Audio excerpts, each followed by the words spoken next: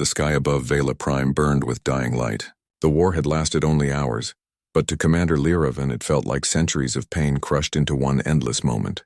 Her fighter had been sleek and strong when the Elyari fleet first soared into battle, but now it was nothing more than a drifting shell, torn open by the Kirith assault. Sparks hissed across her cracked control panel. Fire licked at her wings, and the cold emptiness of space crept in through the broken seams. Her oxygen was leaking, her vision dimming, and her ears still rang from the last impact that had spun her out of formation. Outside her shattered canopy, the battlefield was no longer a place of order but a graveyard. Massive ships, Elyari cruisers with wings of silver light, now drifted silently, their hulls split apart like broken glass. Here and there, faint glows marked where her kin had once flown proud, only to be reduced to burning fragments. The stars themselves seemed to mourn, their steady light drowned by the fire of the fallen. The Kirith swarmed without mercy.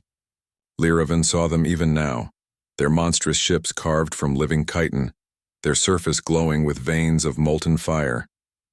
They moved with a terrible hunger, not like warriors but like predators who had no word for surrender. Every volley that tore across the void left another Elyari ship collapsing in silence. They did not seek conquest. They sought extinction. Her people had thrown everything they had into this last defense of Vela Prime, the jewel of their homeworlds, and in return they had been broken. The Elyari were graceful, proud, born of sky and song, but against the swarm they were only fragile sparks in a storm. Lyravan's hands trembled as she pressed them against her chest, feeling the slow rhythm of her heart. It was weak, almost as faint as the dying hum of her fighter. She whispered the names of her fallen kin, every syllable soft, every breath heavy with grief. Her voice cracked as she reached the last name, her brother's, who had fallen only minutes ago in the first wave. She thought of his laughter, of the way his wings shone under the twin suns of their home. He had died screaming defiance into the swarm, but his defiance had burned out, just as hers was burning out now. Her oxygen meter blinked red. There was no more fight left. She had no weapons, no ship, no fleet. She had only silence waiting for her. Slowly, with her strength fading, she let her eyelids fall shut. She imagined she would drift forever in this void, her body lost among the ruins of her people, another forgotten ember swallowed by the dark. Death would come soon, cold and quiet, and for the first time in her life she did not resist. She had fought, she had led, and she had failed. There was nothing left to do but let go. But then warmth touched her. Not fire, not the heat of destruction, but something steady and alive. At first she thought it was only her fading mind playing tricks, some final comfort before the end. But no, there was a sound too. A voice low and rough, unlike any Elyari voice she had ever heard. It cut through the fading silence like a spark through darkness. "Hang on. I've got you." Her eyes snapped open in confusion.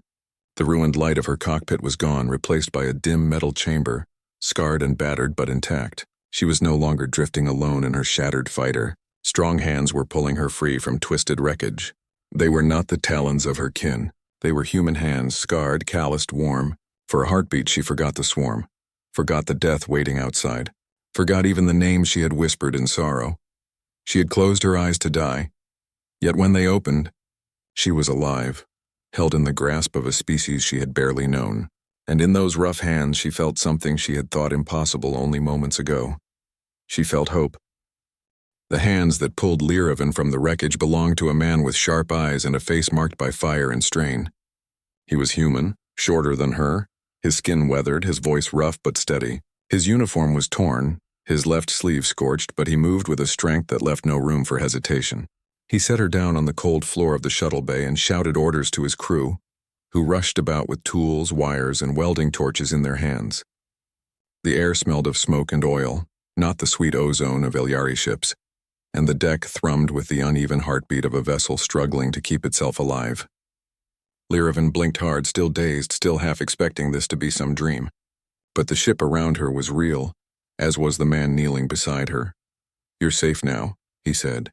His tone was not soft, not gentle, but firm, as though safety were not a gift but a command he would enforce himself. She drew in a shaky breath, the oxygen stinging her throat after the thin, fading air of her fighter.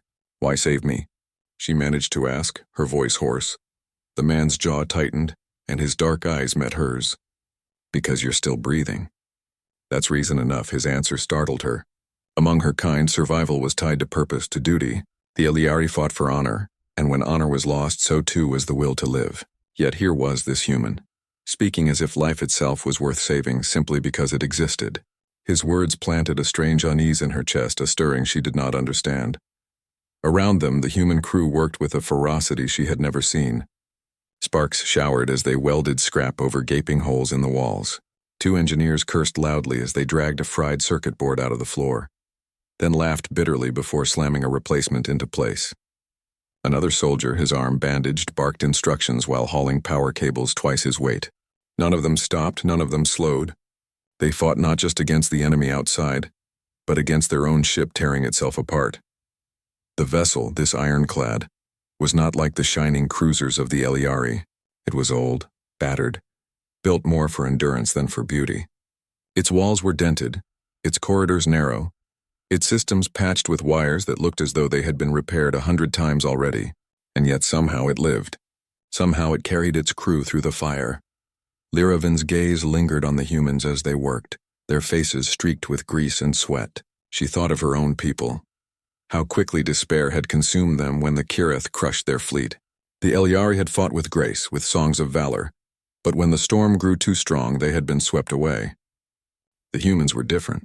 Fragile in body, small compared to the towering Eliari or the monstrous Kirith, and yet their spirits did not bend. They cursed, they laughed, they bled, but they never stopped moving. The man, Captain Elias Ward, she overheard someone call him, moved among his crew, his presence steady as a shield. He patched holes with his own hands, shouted encouragement when voices faltered, and in every moment carried the weight of their survival without complaint. Lyravin saw something in him that unsettled her. It was not elegance. It was not honor. It was something harder, something fiercer. Outside, the swarm gathered again. Through the battered windows, she glimpsed the monstrous silhouettes of the Kirith forming a ring around Vela Prime, their ships glowing with the cruel promise of destruction. Dozens of them, maybe hundreds. The Eliari fleet was gone, nothing left but debris, and humanity had one ship, one dying cruiser against an endless storm. Logic whispered retreat. Probability demanded surrender, but neither thought seemed to exist among the humans. Elias Ward stood at the command deck, his hands gripping the railing as he studied the swarm. His ship trembled under the weight of survival, and still his voice carried through the chaos, calm and certain. "We're not done yet," he said, and his crew answered with cheers, with laughter, with the pounding of fists against metal walls. Lyravin sat in silence, her chest tightening as she watched them. She had thought she was ready to die. She had thought all hope had been torn away with her people's fall. Yet here, among humans who refused to bow even to the impossible, she felt something stirring again. A fire she had believed lost forever flickered back to life. The ironclad did not wait for the swarm to close in. With a roar of engines and a trail of fire, the battered cruiser plunged straight into the heart of the Kirith formation. The enemy ships loomed in every direction, monstrous giants of living chitin and glowing veins that pulsed like molten rivers. Their weapons spat streams of plasma that tore across the void. But instead of fleeing, the humans steered their broken vessel straight through the storm. Lyravin clutched the edge of her seat as the ship shook, alarms howling in her ears, yet no one around her faltered. The bridge crew moved as though chaos itself was an old companion. Their hands flew across controls, their voices sharp and precise. Sparks rained down from above as panels burst, smoke filled the air, and still they pressed forward. "Target their hive channels," Captain Ward shouted, his voice carrying through the thunder of the ship. His weapons officer spun toward him, eyes wide with disbelief. "We don't have the firepower for that." Ward's jaw tightened as he leaned forward. "Then we'll make it." The words hung in the air like a blade. Lyravin felt her feathers bristle. To Eliari ears, such defiance sounded like madness. To human ears, it sounded like truth. The ironclad dipped low, weaving between enemy fire with impossible precision, its shields flashing, its hull screaming in protest. Lyravin watched as one plasma strike slammed into their flank, tearing away a section of armor. Yet instead of collapsing, the crew simply shifted power, rerouted systems, and carried on as though survival was not a gift but a duty. The Kirith answered with fury. Their ships moved as one, a swarm guided by a single mind. their massive cannons flaring with a light that drowned out the stars. To Lyravan, it seemed impossible for a single cruiser to endure such wrath. Yet the ironclad became a dart of fire and iron, slipping through the gaps, always moving, always striking. The humans fought with a strange rhythm, less like soldiers following rigid formation and more like predators hunting in the dark. They did not waste energy on elegance. Every maneuver was sharp, desperate, filled with risk, and yet it worked. Focus fire, channel 3 o'clock. Ward barked, his eyes locked on the tactical display. The ironclad's main guns flared, twin streams of light crashing against a Kirith command node. Lyravan's heart skipped as the massive structure shuddered, its glowing veins flickering like a wounded beast. Another barrage followed, tearing into the node until it split open, a spray of burning fragments scattering into the void. For the first time since the battle began, the swarm hesitated. The pause was brief, but it was enough. Lyravan felt her breath catch in her throat. She had never seen the Kirith falter. For centuries they had been the nightmare of the stars, an endless tide of destruction that bent all before them. Yet here, with a single strike, the humans had cut into their nerve. They had made the giants bleed. The crew erupted in cheers, pounding their fists against their consoles, laughter cutting through the smoke. Ward allowed himself the briefest of smiles before his gaze hardened again. "See?" he said quietly, his voice more steel than joy. "Even giants bleed." Lyravan stared at him, her mind whirling. She had thought the Eliari were the last hope of her people. Yet here was proof that the universe had underestimated humanity. They were not the most graceful, nor the most advanced, nor even the strongest, but when the darkness pressed close, they refused to bow. They struck not with elegance, but with raw will, a defiance that could tear open even the unbreakable. The Kirith were regrouping now, their hesitation fading, their swarm shifting with renewed hunger. The victory was small, a spark in a storm, yet to Lyravan it was more than she had dared to dream. In that moment she understood that the humans were not fighting simply to win. They were fighting because to them, surrender was unthinkable, and as long as even one spark remained, the storm would never claim them all. The Kirith never stayed wounded for long. They were predators born of fire and hunger, and the moment their command node fell, their swarm shifted, adapting with terrible speed. The vast creatures of chitin and molten light closed in tighter around the ironclad, their cannons blazing in a fury meant to crush the defiance of one small ship. Plasma fire ripped through the darkness, each blast shaking the human vessel until its bones creaked. Bulkheads split open. Showers of sparks cascaded across the decks, and alarms screamed like dying voices. The ironclad should have been finished, yet still it roared forward, refusing to bow to the storm. Elias Ward did not leave the bridge to safety. He moved among his people like a captain carved from iron, his voice steady even as the world shook around him. "Seal that deck. Get power to the forward shields. Keep those guns alive." His orders cut through the chaos like a blade, and the crew obeyed without hesitation. Every man and woman fought not only the enemy but the dying body of their ship itself. Some dragged cables through smoke-filled corridors, their skin blistered from heat. Others pressed their backs against collapsed walls, forcing them open so comrades could crawl through. Hands bled, lungs burned, yet none of them stopped. Lyravan, her body still weak from injury, refused to sit idle. She found herself on the gun deck where human soldiers braced themselves at turrets, their faces streaked with grime and sweat. One looked at her with surprise as she approached, but there was no time for doubt. She seized the controls of a smaller cannon, her talons curling around the levers, and fired into the swarm with all the strength left in her. The recoil shuddered through her arms, the flashes of light searing her eyes, but she did not falter. For the first time since the fall of her people, she felt something other than despair. She felt alive. Elias appeared at her side later, his own uniform scorched, his hands raw from work on the lower decks. He manned a turret himself, shoulders heaving as he fired blast after blast into the approaching Kirith. His eyes burned with fury, but beneath it she saw something more, an endless will that would not allow surrender. When the deck shook and a wall split open beside them, exposing the burning void, he was the first to drag a wounded crewman back to safety before sealing the breach with his bare hands. Lyravan stared at him in awe. He was smaller than her kind, weaker in body, but in that moment he seemed like a giant. The battle grew worse with every passing breath. The ironclad's shields flickered to nothing. Its engines sputtered, its hull was torn open in places like ripped flesh. And still the humans fought. Still they cursed and laughed through bloodied teeth, forcing their dying ship onward. Lyravan could barely comprehend it. Her people had sung of honor in battle, had embraced the idea of noble endings. But these humans fought not for beauty or song, not even for glory. They fought because they refused to let the dark take them. Then the swarm parted and something vast emerged. The Kirith flagship rose from the shadows like a mountain torn from a volcano, its body layered in plates of burning chitin, its eyes glowing like suns. It dwarfed the ironclad 100 times over, and at its heart burned a cannon so massive it seemed to swallow the stars. Lyravan felt her chest tighten as the weapon began to charge, the glow spreading like wildfire across the flagship's body. She knew in an instant what its target was. Not the ironclad, not even the remnants of their fleet. It was aimed at Vela Prime, at the planet itself where billions of Eliari still lived, unaware that their final moment had already begun. Her claws tightened on the turret. Her heart thundered in her chest. Around her the humans stared at the great weapon, their faces grim, their eyes bright. They knew what it meant. They knew they were the only thing standing between the swarm and the end of a world.